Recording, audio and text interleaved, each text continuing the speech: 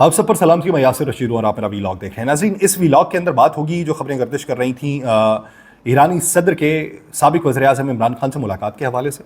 اور اس میں ہوگا وزیر اعظم شہباز شریف کا ان معاہدوں کے اوپر عمل درآمد کے حوالے سے کہ کس حد تک وہ کر پائیں گے۔ اس کے علاوہ بات ہوگی سابق وزیر اعظم نواز شریف کے چائنا کے دورے کے حوالے سے کہ وہ وہاں پہ کرنے کیا گئے ہیں اور وہ آ کے حکومتی سطح کے اوپر کیا ایڈوانٹیج اٹھائیں گے۔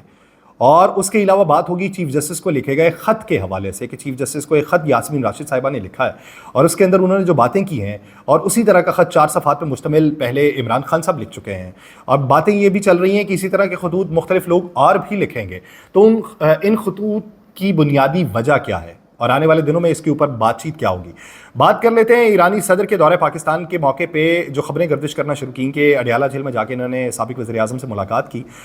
اس کے اندر اتنی صداقت دکھائی نہیں دیتی تھی کیونکہ یہ صدارتی پروٹوکول میں نہیں ہوتا کہ کوئی مہمان آئے اور جیل میں جا کے کسی سے ملاقات کر لے۔ ہاں، وفود جا کے ملاقات کر سکتے ہیں، اور ملاقات جو ہیں وہ جو ان کے سفارتی لوگ ہوتے ہیں وہ کر سکتے ہیں، سفراء کرتے ہوتے ہیں، اکثر اوقات کرتے ہیں۔ تو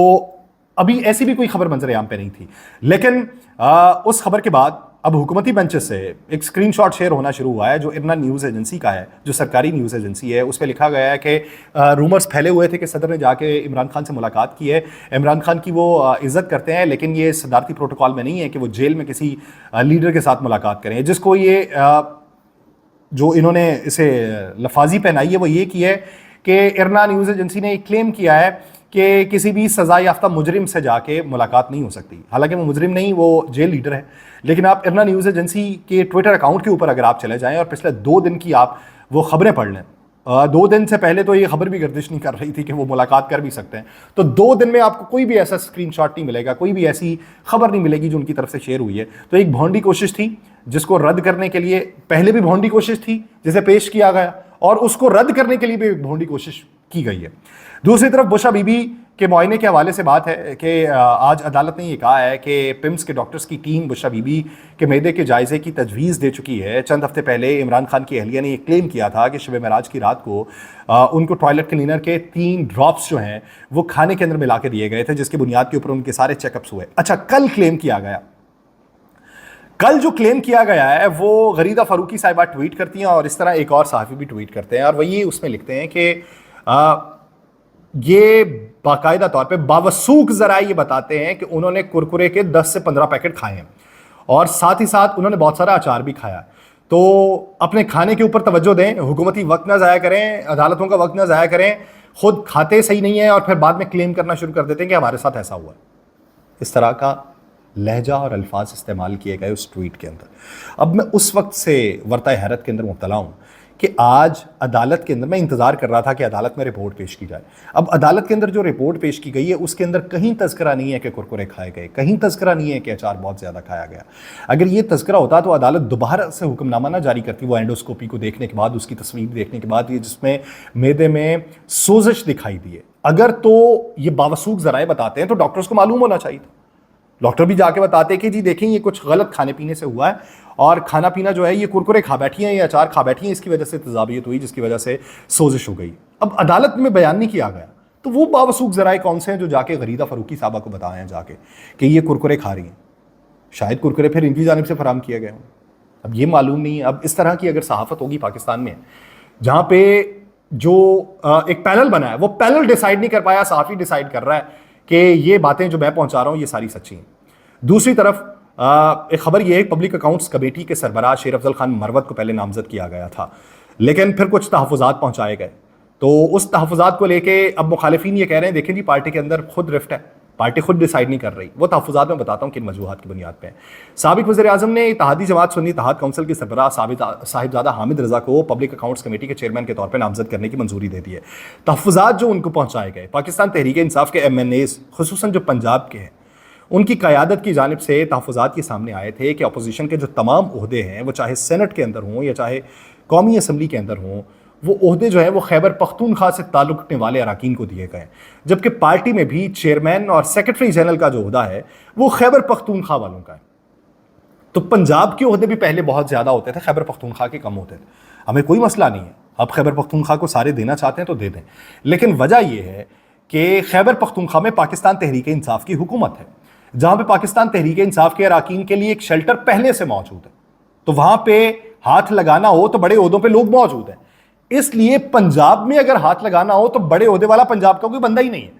تو انہوں نے کہا کہ پنجاب کی ذرا نمائندگی ادھر کر دیں، چیئرمین پبلک اکاؤنٹس کمیٹی کا عہدہ جو ہے وہ پنجاب سے کسی بھی ایم این اے کو دے دیں. تو چیئرمین پبلک اکاؤنٹس کمیٹی کا جو عہدہ ہے یہ وفاقی وزیر کے عہدے کے برابر ہوتا ہے. تو جب وفاقی وزیر کسی جگہ سے ہو تو اس کے نیچے والے پھر تسلی والے ہی ہوتے ہیں. قومی اسمبلی کے بعد سینٹ کے اپوزیشن لیڈر کا عہدہ بھی خیبر پختونخوا کے ممبران کے حصے میں آیا تھا، جس کے بعد پارٹی میں پی اے سی کے عہدہ پنجاب کو دیے جانے پہ اصرار کیا جاتا رہا، جس کی وجہ سے وہ نام تبدیل کر کے وہ نام جو ہے وہ صاحبزادہ حامد رضا صاحب کا سلیکٹ کر لیا گیا. اس سے پہلے حکومتی بینچز میں بڑی تشویش پائی گئی. وہی صحافی جو یہ خبریں رپورٹ کر رہے تھے وہی یہ رپورٹ کرنا شروع ہو گئے کہ شیر افضل خان مروت کا نام جہاں پہ دیا گیا تو شیر افضل خان مروت کے نام کو مائنس کر کے کس طریقے سے حکومتی عہدیداروں میں سے وہ لوگ جو اپوزیشن کے اندر موجود ہیں اور اپوزیشن میں ان کو حمایت بھی حاصل ہے ان میں سے کوئی شخص بنایا جائے گا. تو اسی وجہ کو پاکستان تحریک انصاف پہلے سے بھانپ گئی کہ جہاں پہ یہ کوارم پورا نہ ہونے پہ صدر کا الیکشن کروا سکتے ہیں، چیئرمین سینٹ کا کروا سکتے ہیں، ڈپٹی چیئرمین کا کروا سکتے ہیں، وزرائے اعلیٰ کے ہو سکتے ہیں، گورنرز کے ہو سکتے ہیں. تو بھائی صاحب یہاں پہ بھی تو کچھ نہ کچھ ہو سکتا ہے، یہاں پہ بھی تو کوئی کلیہ نکال سکتے ہیں. تو پھر انہوں نے پھر ایسا بندہ نکال دیا کہ جہاں پہ کلیہ نکالیں تو ڈائریکٹ بات کرنے کے لیے بھی کوئی توجیہ ساتھ میں موجود ہو. یہ تو منظرنامہ ادھر کا ہے. دوسری طرف پاکستان مسلم لیگ نون کے قائد اور سابق وزیر اعظم میاں نواز شریف جو ہیں وہ ایک ہفتے کے دورے کے اوپر چین پہنچ گئے. ان کے نواسے جو ہیں جنید صفدر صاحب اور دیگر 5 افراد ان کے ساتھ موجود ہیں اور پاکستان مسلم لیگ نون کے قائد نے اسے نجی دورہ قرار دیا ہے. اب صالح ظفر صاحب سبھی کو معلوم ہے کہ وہ نواز شریف صاحب کی ترجمانی کی حیثیت سے بھی خبریں رپورٹ کرتے ہیں. وہ یہ کہتے ہیں کہ 4 سالہ خود ساختہ جلا وطنی سے واپسی کے بعد یہ ان کا پہلا غیر ملکی دورہ ہے اور وہ گزشتہ سال اکتوبر میں واپس آئے تھے.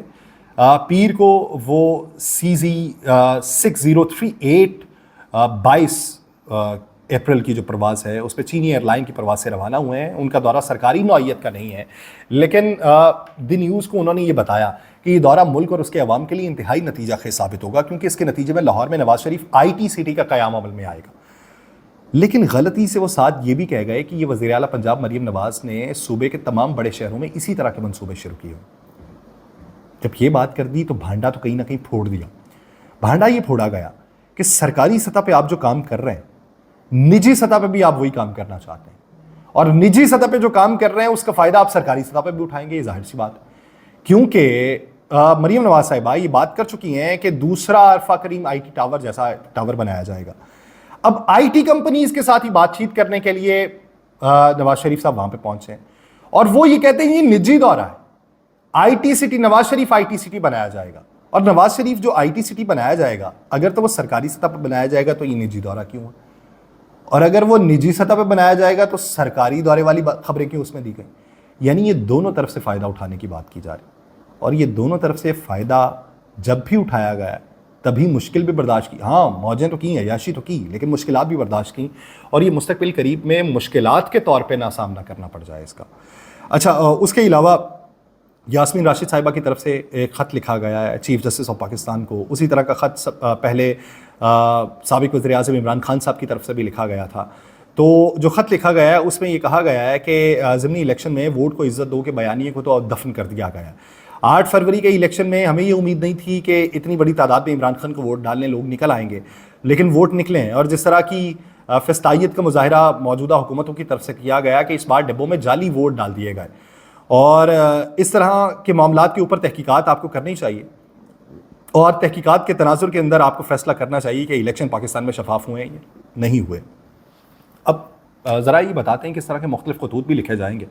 اور چیف جسٹس اس پہ ایکشن لے لیتے ہیں تو ویل اینڈ گڈ، نہیں لیتے تو یہ ایک مختلف بیانیہ بھی اپنائیں گے.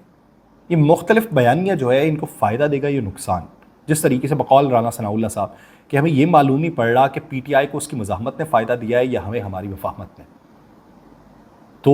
اسی طریقے سے یہ جو مزاحمت ہوگی یہ کس حد تک کامیاب ہو سکتی ہے اس کے لیے وقت کا انتظار ہے. مجھے دیجیے اجازت، اللہ نے کے بعد.